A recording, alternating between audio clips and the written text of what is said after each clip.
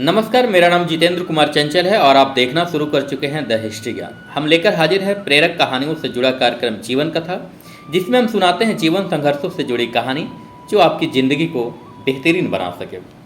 चलिए कहानी पे चलते हैं। संतोष अपने माता पिता का इकलौता संतान था। उसकी उम्र लगभग 10 वर्ष की रही होगी। गरीबी का आलम इतना था कि माता पिता को दिहाड़ी मजदूरी करके परिवार का पेट पालना पड़ता था। संतोष के माता पिता बुढ़ापे की ओर बढ़ चले थे। माँ घरों में बर्तन मांजती थी और पिता बतौर मजदूरी करते थे। क्योंकि माता पिता दोनों बूढ़े हो गए थे, अब उनसे काम नहीं बन पाता था।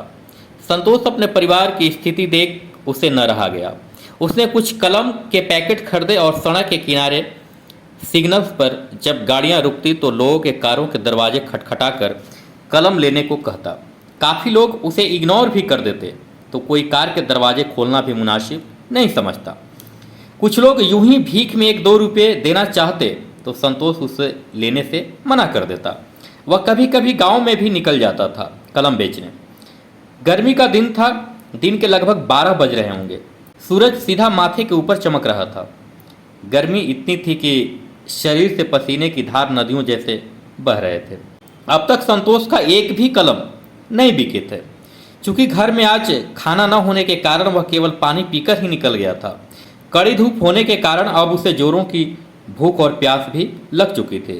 संतोष ने गांव के एक साधारण घर का दरवाज़ा खटखटाया, इस उम्मीद से कम 1 गिलास पानी मिल जाए ताकि प्यास बुझ सके। दरवाज़ा खटखटाने के कुछ देर बाद एक लड़की चौखट से बाहर आई तो संतोष ने कहा, क्या मुझे 1 गिलास पानी मिल सकता है? बड़ी जोरों की प्यास लगी है। लड़की ने उसके चेहरे को देखा तो उसे लगा कि इसे प्यास के साथ साथ भूख भी लगी होगी। लड़की ने हाँ में सिर हिलाया और घर के अंदर चली गई। कुछ देर बाद 2 गिलास लेकर दरवाजे पर आई और संतोष से बोली, पहले पानी पी लो और हाँ, दूसरे गिलास में दूध है, इसे भी पी लेना। संतोष को भूख और प्यास के मारे जान निकली जा रही थी तो उसने दोनों गिलास अपने हलक में उतार दी और उस लड़की को मन ही मन धन्यवाद देते हुए चला गया। वक्त का पहिया कभी नहीं रुकता है। हम सिर्फ वर्तमान की चीज़ों को ही देख सकते हैं। भविष्य प्रकृति के गर्भ में छुपा रहता है। कब किसका और किस वक्त किस्मत पलट जाए कुछ नहीं कहा जा सकता।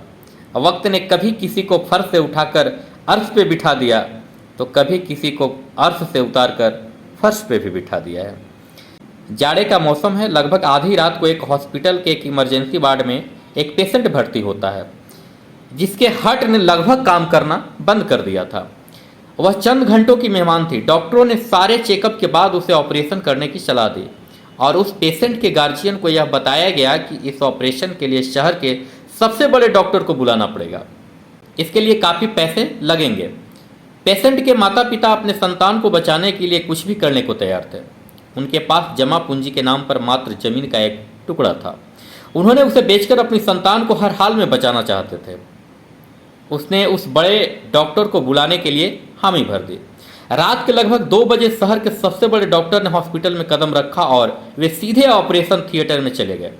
डॉक्टर ने उस पेशेंट को देखते ही भाव विभोर हो उठे।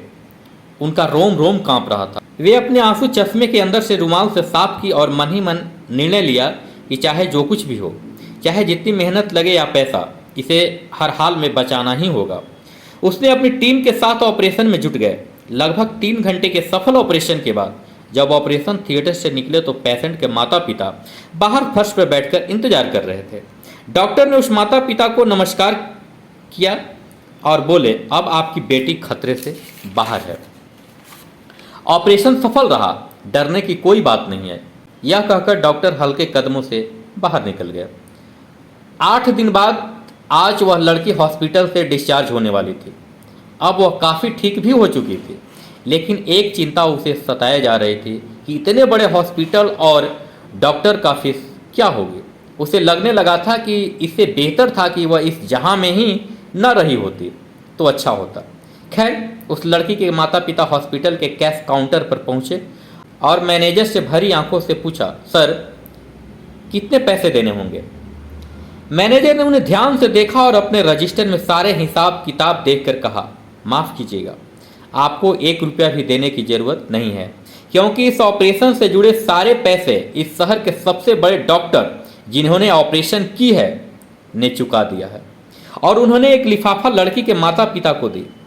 जब लड़की ने उस लिफाफे को खोलकर पढ़ा तो वह सन्न रह गई। मानो काटो तो खून नहीं, उसके दोनों आंखों से अश्रु की धार बह निकले।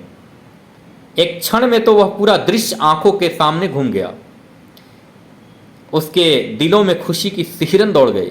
वह मन ही मन प्रकृति को धन्यवाद करने लगी। उस लिफाफे के अंदर एक कागज के टुकड़े पर लिखा था, एक गिलास दूध के बदले आपकी सारी फीस चुका दी गई है, डॉक्टर संतोष MBBS। दोस्तों, आज की भागदौड़ भरी जिंदगी में और दिन रात होते फ्रॉड की दुनिया में किसी पर विश्वास करना मुश्किल होता है। लगता है कौन किस बहाने कब किस रूप में धोखा दे जाए नहीं कहा जा सकता। फिर भी एक मानव होने के नाते मानवता का पालन तो करना ही पड़ेगा। आपको अगर कोई असहाय अवस्था में दिखे तो अपने हिसाब से समझ बूझकर जितना हो सके सहायता करें। आपकी एक छोटी मदद दूसरों के लिए ज़िंदगी जीने का नज़रिया बदल सकता है। आज की कहानी में इतना ही। यह कहानी आपको कैसी लगी आप मुझे कमेंट के जरिए ज़रूर बताएं। आप अगर YouTube पर सुन रहे हैं तो चैनल को सब्सक्राइब कर घंटी का बटन जरूर दबा दें, साथ ही लाइक और शेयर भी कर दें। फेसबुक और इंस्टाग्राम पर सुन रहे हैं तो लाइक और फॉलो जरूर करें। नमस्कार।